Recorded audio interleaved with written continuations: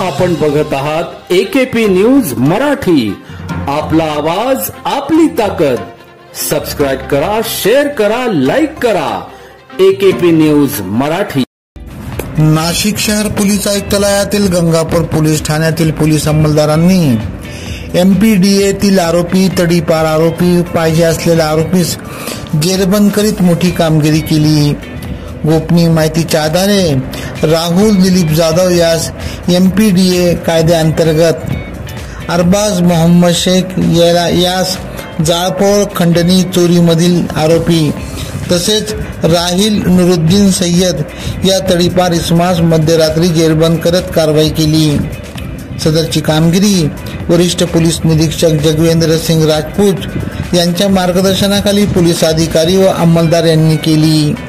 AKP news साठी bureau chief Anwar Khan Pathan, Nashik.